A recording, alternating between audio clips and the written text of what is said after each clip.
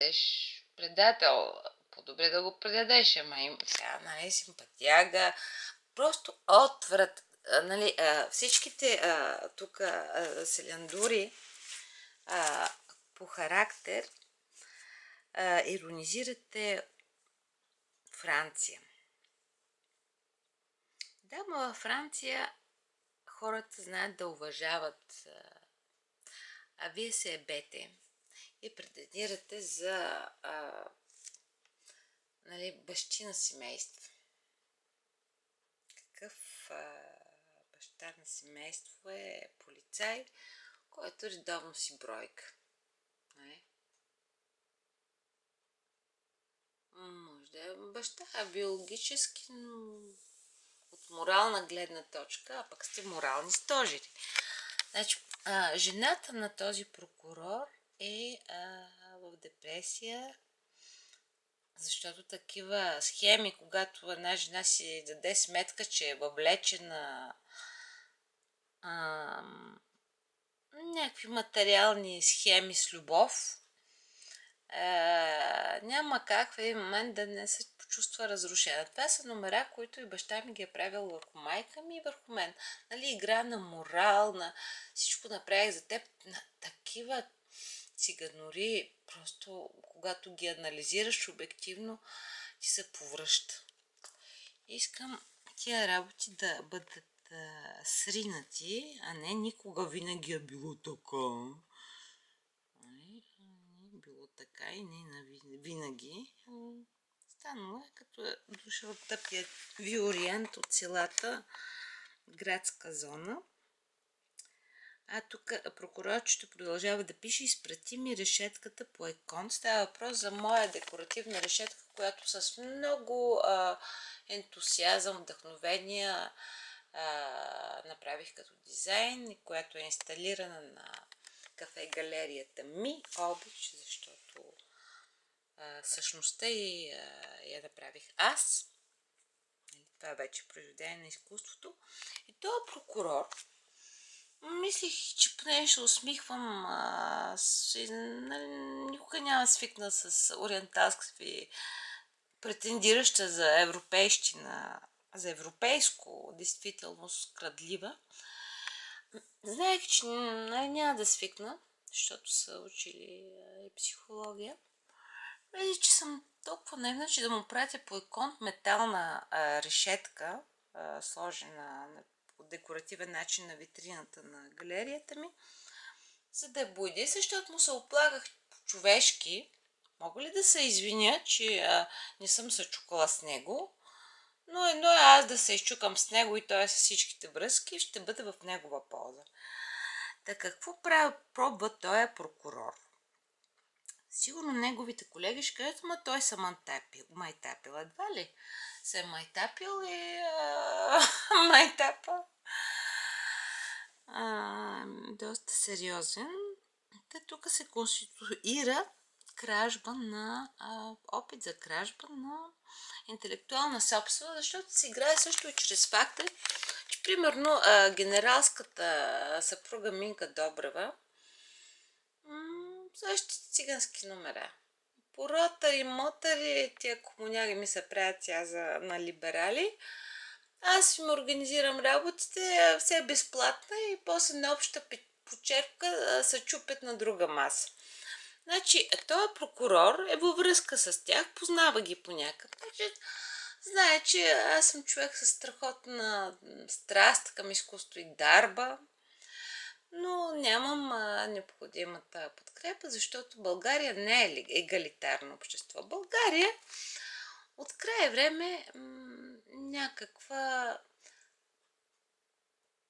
каста от Азия, насъбрана потурчена, с адски фрустрирани, грозни, масово, нали, хора, фрустрирани сексуално. То попове ли не беше? Сега ще ви покажа на какви джендъри приличат управниците на църквите ни с бради, покривала на косите. Това не са национални символи, това са попове някакви, присвоили си вълци в овча кожа и то черна направили. Ще ви говоря разбъркано, защото ме боли от всичко това. Творческата енергия винаги е била сексуална, но когато една жена от малка, Пеньо Калчев, се намесва, за мен това е вид циганорска агентура, която е назначена от старенишките подходи по нашите земи. Когато едно момиче почне да търси любовта, много рано се намесват такива долни хора под формата на учители. Това се случва и до днес. Върху всички деца, които са малко по-финни, които мислят за смисъл на живота, а не за далаверата, покрита под униформа или под расо. Ние да ги съжаляваме. Даренията съм ги направила към полицията, защото ми претендира, примерно, от първата снимка полицая, че нямал втора униформа. Тя, като си трети по ранг, да се надяваме, че имаш вече. И тя е под наем от Турция. Не съм... Когато един истински морален човек, като мен, се сблъска с такива факти, може да бъде сринат. За мен, повтарям, това е държавна стратегия над хора, които знаят какво е морал. Морал е да дариш това. Нали? Има толкова много луди по улиците и не да ми кажете, не, как е на Запад? На Запад всичко е по-подредено и лудите са много по-малко. И определено не са в властта, защото за мен тези хора, както и баща ми, са опасно психично болни, така наречените добре функциониращи психопати с сексуални фрустрации. Може да функционират рационално, но са вредни за хората, именно защото не мислят за техния емоционален свят. Отричат го дори, като нещо несериозно, а иначе врещят, че трябва да им се пазят емоциите и авторитета, който е изпразнен от съдържание. Върху мен тъй като за мен е било стратегия да бъда подкосявана в сексуалността си. Това афектира и чакрите. Пеньо Калчев, драматург на Държавния ни куклен театър, е учил тези неща. Знаем, че в надпис се играе с чакри, изучават това са енергийни центрове, които са свързани с сексуалността. Изучава се дори бойни изкуства, азиатски, до някъде в надпис. Това са хора, които умишлено са се гаврили с психиката, самочувствието на стойностни хора като мен, с типологията на автентичните българи. Васил Левски, който сега отричат в училище като луд, защото е от емоционалните визионери. Ботев. Са светлоки хора, много от революционерите, за Левски говоря, Ботев. Сега няма да играем толкова върху визията, но определено не прилича на овластен циганин от някоя махала с униформа, който дава бомбончета и си показва половия член пред БНР. Рано сутрин, когато аз го засичам, но така, че да не се види, разбира се. Но това са такива удари по достоинството ми, като се играе с това, че съм търсила в тях качествени хора. Али, униформа, това и това просто е невъобразимо. Вече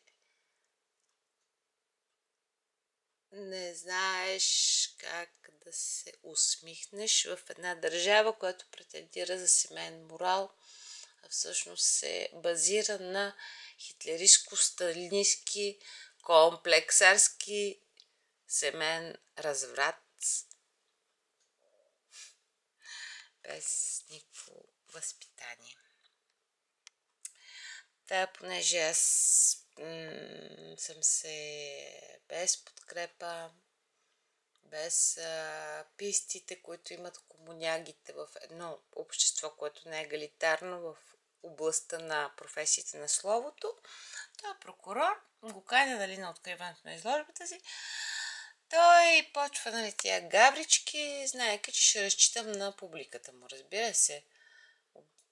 В нормална държава кой няма да се радва да има приятели, които са на ниво като мен. Нали? Единствената разлика е, че не съм тарикат. За да имам позициите ми, че не съм дълбоко неморална. Та той човек за мен е прокурорчето, но това е стил на всичките ви мъже, цоцат по най-гнусен начин, обрамчвайки дейността на жени, защото сме по-чувствителни, и на по-честни хора. За мен България трябва да се срине в сегашната й форма, още повече, че се потурчва. Няма нищо против мюсюлманите, но като са толкова свестни, да си седят в Турция, а не да ги пращат тук или в Арабия, нали, защото търговията, дето ги е обсебила, да ги пълни с пари, но щом се чувстват все жадни, гладни, значи проблемът друг. Тия хора нямат човеколюбие. Тяхната култура повече